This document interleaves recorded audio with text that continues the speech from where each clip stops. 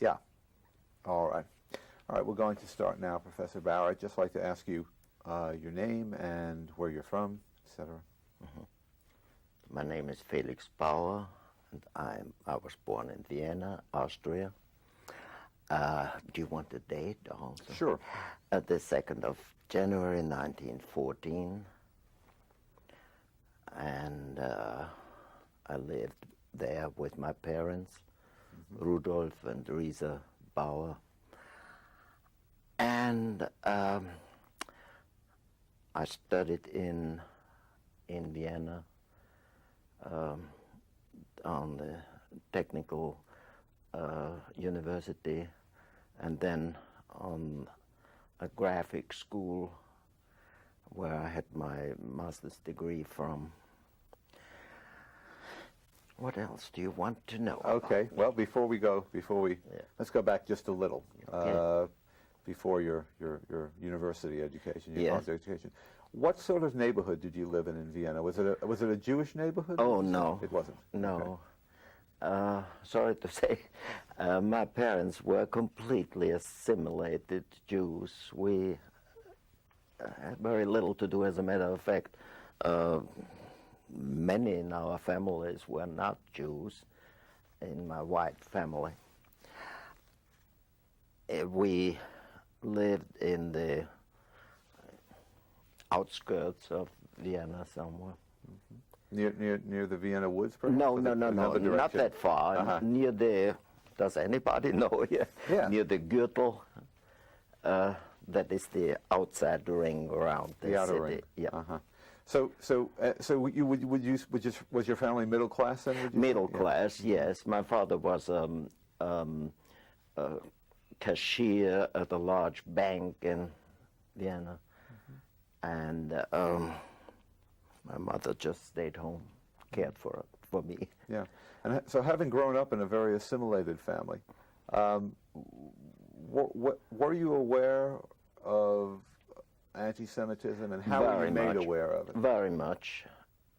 Something that is very seldom mentioned about Austria, as well as Germany and the other countries, is that anti-Semitism existed all the time, since the empire and before. It was nothing great that Jews occasionally were beaten somewhere, long before Hitler came in. Then it got severe. Yeah. So it was sort of a fact of life then. Yes. It was It something was. that you just accepted. Okay. Rose, excluded from what though? What do you mean? Ah, okay. Were you directly a victim of anti-Semitism because, or was the fact No. that you came from an assimilated family No, helpful in that respect? no, I wouldn't say You that. weren't directly affected. No. Later on, I could not conclude my studies at the Technical University of. I studied architecture there because illegal Nazis were very much penetrating the sites there, and occasionally for the amusement only, rolling Jews down the staircases of the university and things like that. But this was not my reason why I went to continue in another school. Right. And so after 1933, I know that there was a great deal of political instability in Austria, Yeah. but after Hitler took over, did you notice any change in your situation in Vienna? Do you remember much about that? Well, first of all, as a graphic artist, I couldn't get any jobs. There was nothing. I went around the town on my bike to kind of peddle graphic works for movie theaters. They still, at that time, had little slides made, and before the actual movie they showed these, and I got some into movie theaters, but it was a pittance, really. Could not get any real jobs. And so do you remember much discussion in your family then about what was going on across the border? Yes, but my father had the strange feeling. He said, I am a soldier of the First World War and nothing will happen to me. He was for 2 years in Siberia in the First World War. Oh no, nobody can do anything to me, which was rather stupid at that time. And we younger folks realized that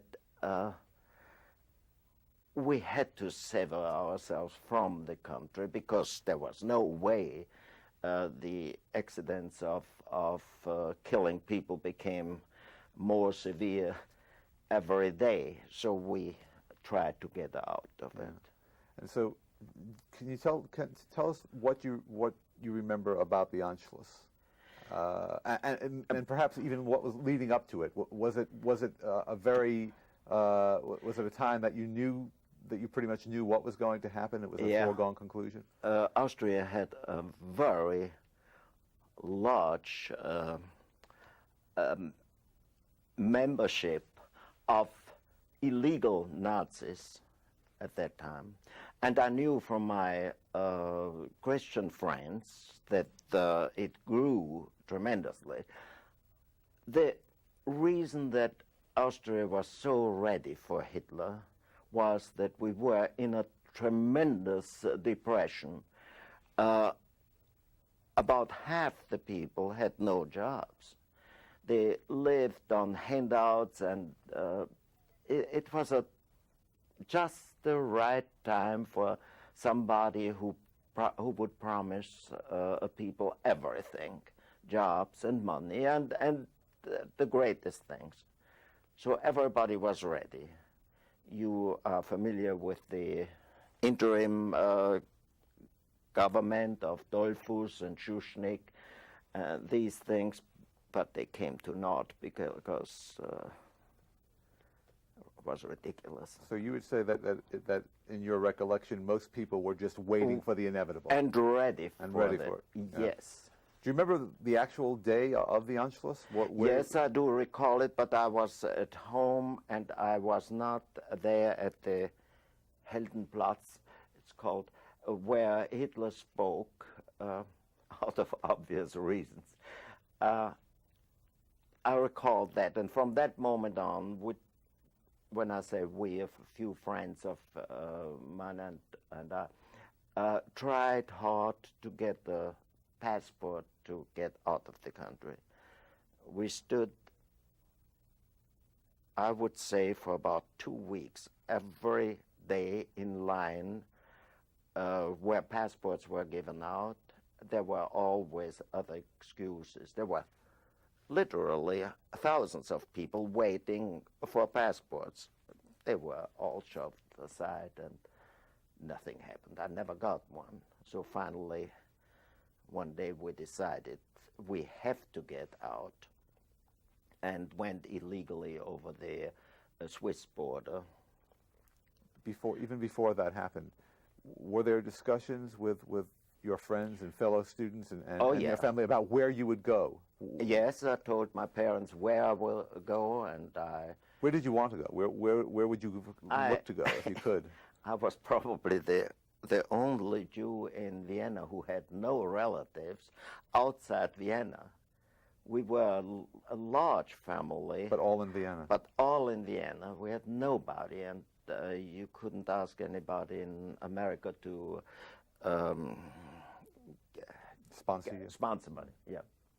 So America, would that have been your first choice? And yes, it would, but there was an impossibility because America only took people in on the base of a preference of being very rich or having sponsors here that guaranteed for a job, things like that. And that was something that you knew. That was not a secret. I mean, well, you just knew, we you knew this. it.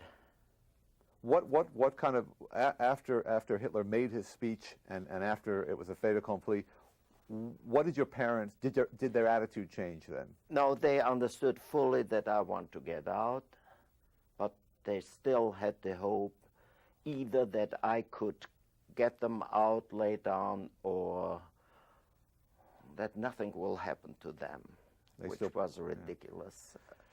And so tell us about Switzerland then. You finally determined that you had to get out. And yes, I went to a refugee camp there by going illegally over the part of the Rhine River there. I was conducted by Swiss, I don't know, some kind of police that waited very friendly. Border police. On the border police, yes.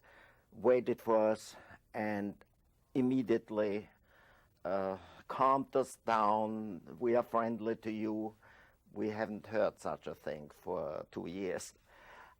And asked us to come with them to that camp, refugee camp, where I stayed for 2 years. How did you actually get across? Was it a boat? Obviously, you were on the river. No, how did it happen? There's a little part of the Rhine River that is called the Alte Rhine, the old Rhine, and we didn't even wade through. There was an old, dilapidated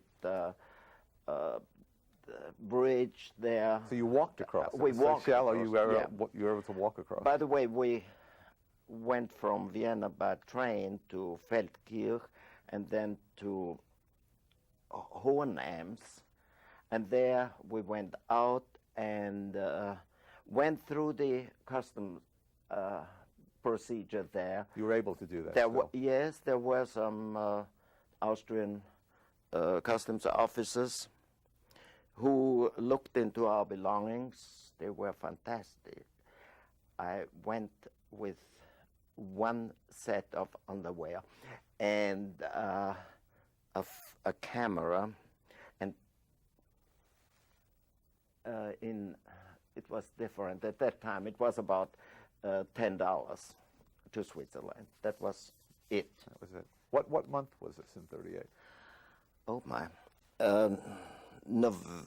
I believe end of November or earlier. I can't tell you. I think in November would be late in the year, late in late '38. in the year, yes. Mm-hmm. And so you found yourself in Switzerland, and they conducted you camp. to In a camp where we had about, if I'm not mistaken, I don't recall the number so well any longer, about 150 people. Not Jewish at all. It was a mixture of everybody who fled from Hitler. Mainly Austrian or German too? Austrians, Germans. We had people from Italy. We had people from Poland. A mixture of people, and many that were no Jews. That they were persecuted just because they were not Germans or Austrians. Yeah, well, they were anti-fascist in general. Maybe, yeah, sure. Yeah. And where in Switzerland was the camp? In Diepoldsau, that is between the river Rhine and that little Alte Rhine. There was a tiny little bit of land, and there was Diepoldsau. Not too far, or about an hour's ride to St. Gall, in that area. Not very far from the lake, what is it in English? Bodensee, a lake, that huge lake between Austria, Switzerland, and Germany. Oh, Lake Constance? Lake Constance, thank you. You're welcome. I know only the German name of that. What were conditions like in the camp? Normal for a camp.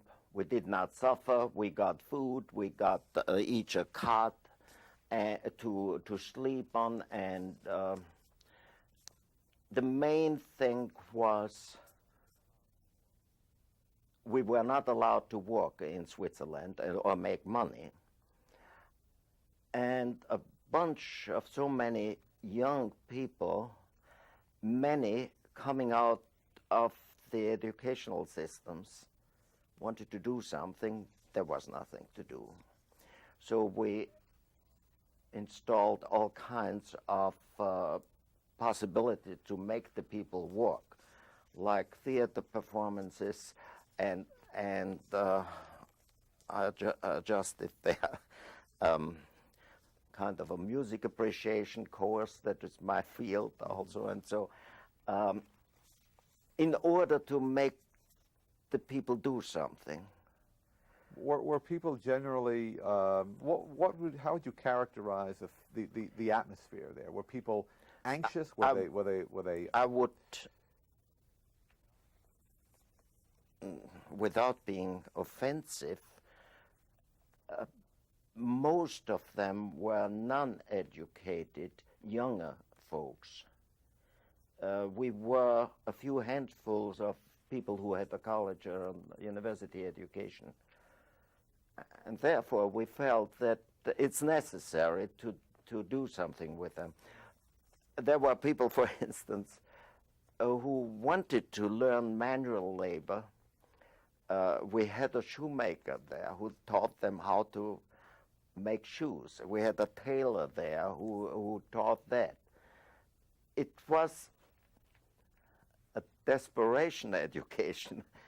Because there was nothing to do, we tried hard to do something there.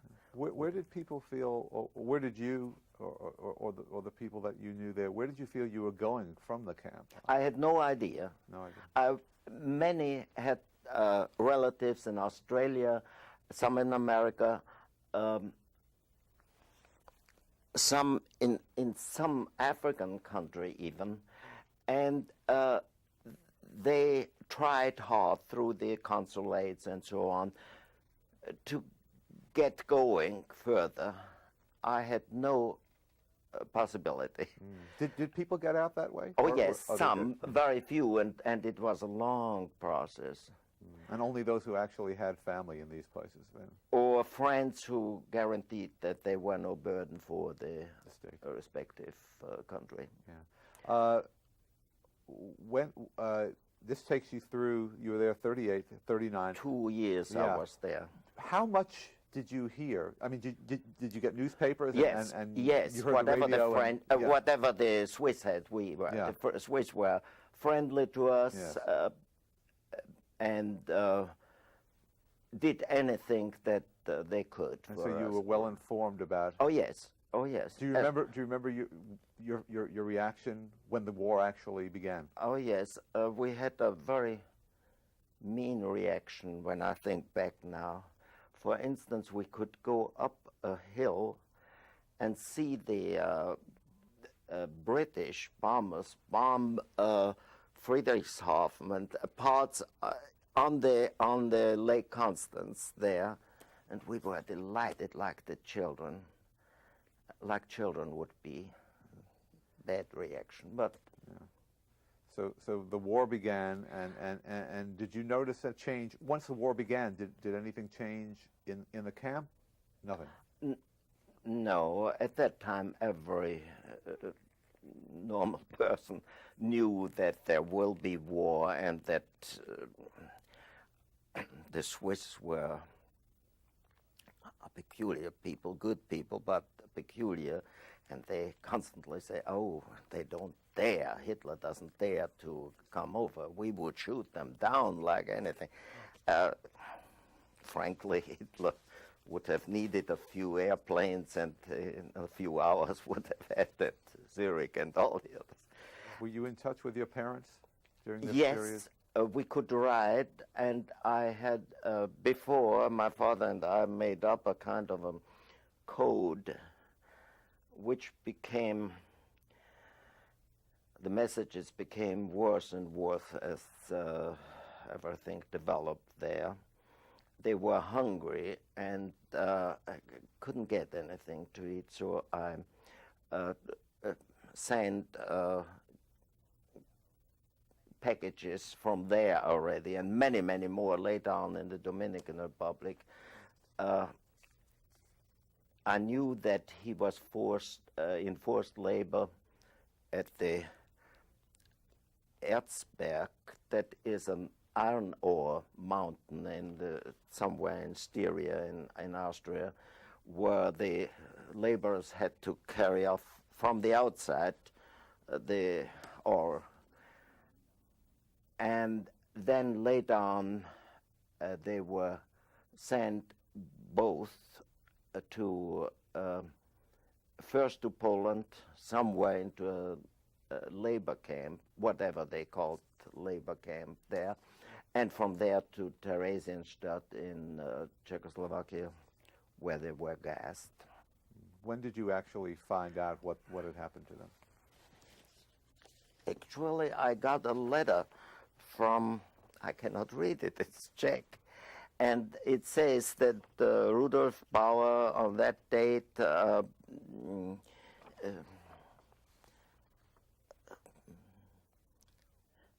had, they never said died, and Teresa Bauer were gone somehow. And If you are interested in that, you can have it. When did you actually get that letter then? And where did you get it? I got it in the Dominican Republic when you were already in the Dominican yes. Republic? I got it, it says 23rd, 9/46. 46. And it was through the Red Cross or so. They did it automatically, whatever they could.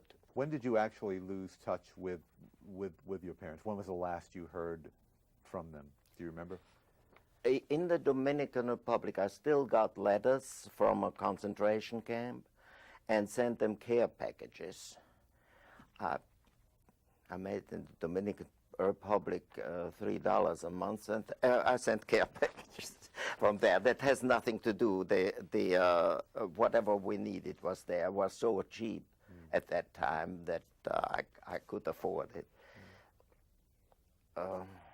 That was the end of them. Yeah. Well, then let's talk about the Dominican Republic and how you got there and how that all came about. Well, one day it was announced that there is a possibility through the Evian conference that the ruler of the Dominican Republic was willing to take, I believe, one said 500, one said 5,000, I do not know, refugees. Was that Trujillo? Trujillo, yes. And there is the possibility for a first group of 12 or 13 people to go there. Who wants to go? And 13 hands went up. And we had to get through all kinds of physical tests and so. Later on, when I had said yes, and we were already informed which route we would take, then I got myself a map and said, where is the Dominican Republic? I've never heard in my life of it. And I had no idea what we will do there. It was a tropical island somewhere in the Caribbean, but that was all I knew about it. But we didn't care. To get out of Europe, have the possibility, was great. And this is in 40 by now. That was in 39, 40, yeah. And so when did you left by what means of transport? By train and buses. By train and buses. We went in Switzerland to Zurich, from Zurich to Geneva. In Geneva we had to wait 2 or 3 days, and then by bus over the mountains into France, and then over there, from France over the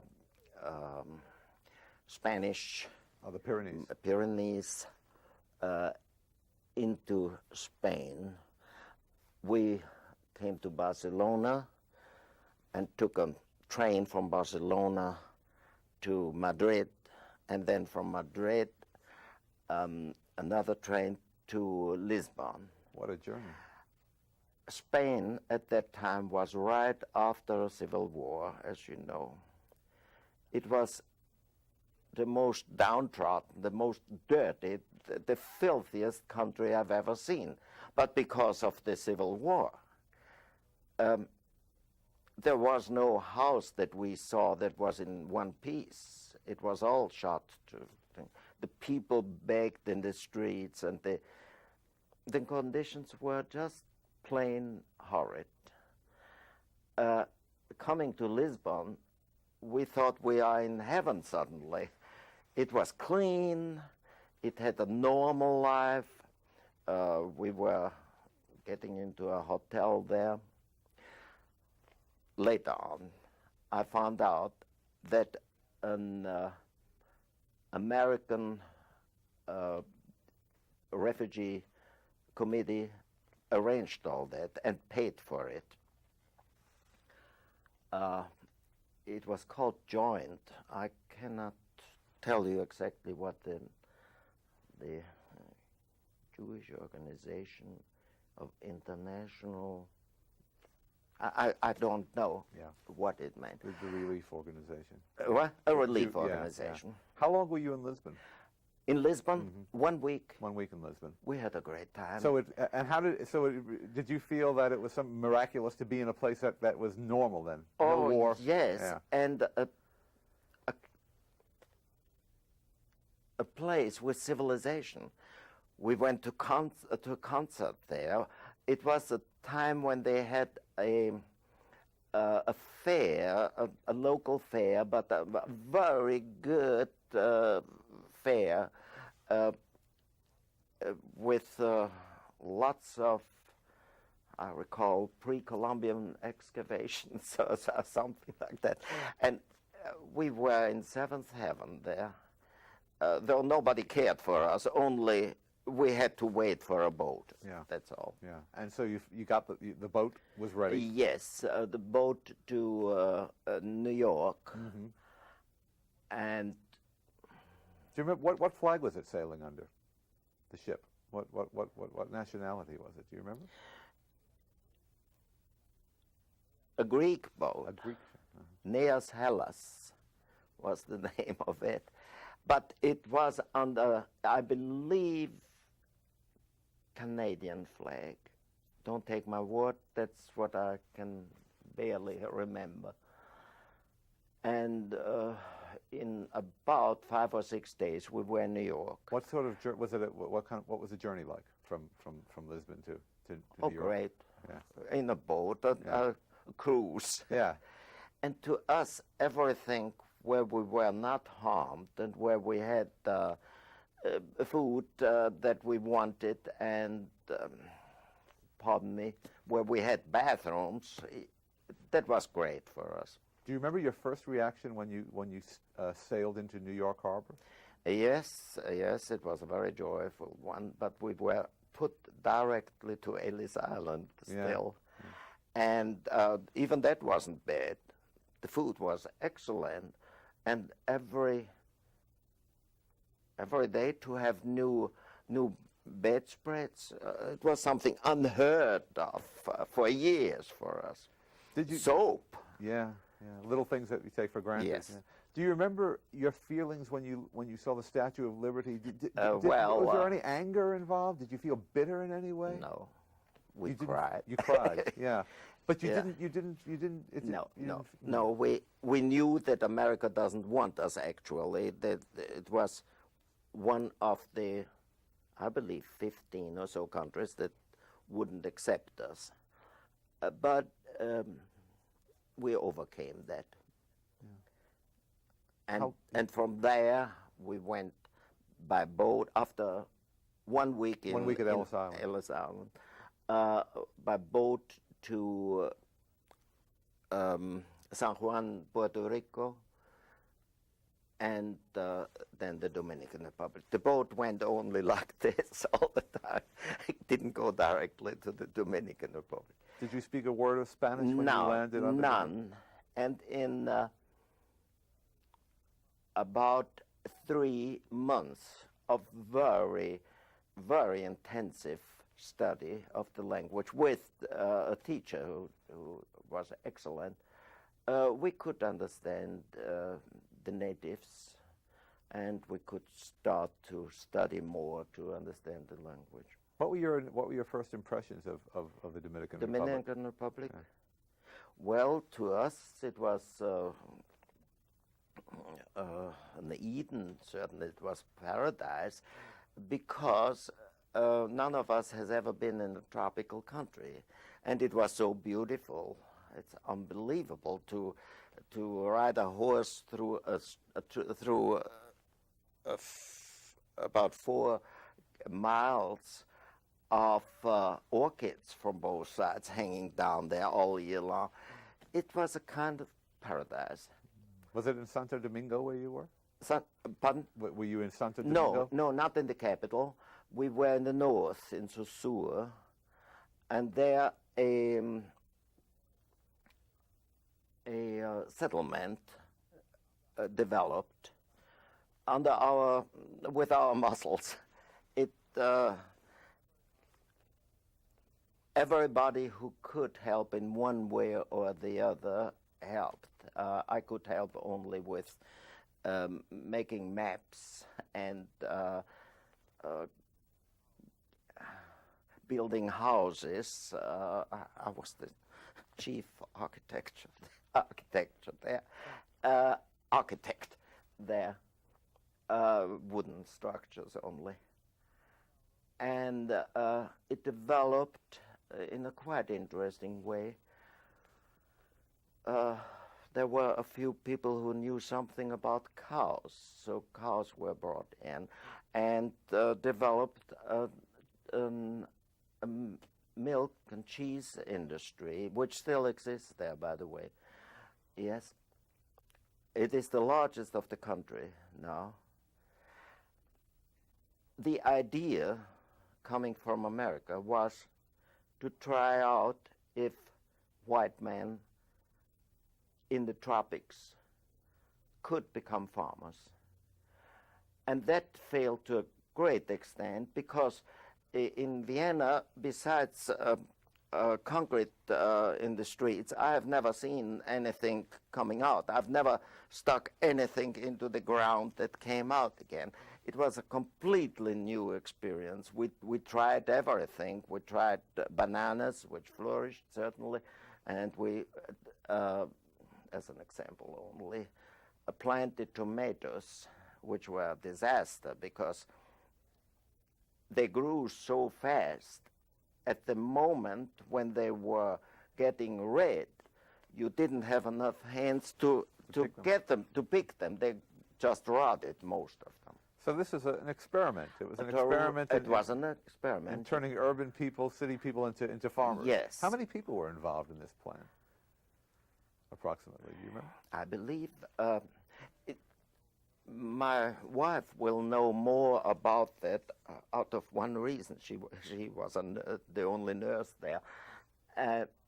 But I think about 100 people, 150 people, something like that. And later on, they came from other parts too, from China, for instance, after we had left already. There were refugees from China, and there were people from Luxembourg and France and Czechoslovakia, Germany certainly. All there in the Dominican Republic. What languages did you? I mean, did you? Spanish fluently. Did everybody learn enough Spanish to use it? Yeah. And when I, after 40 years not speaking a word of Spanish, came back to Spain, I couldn't build a single sentence. I was so ashamed.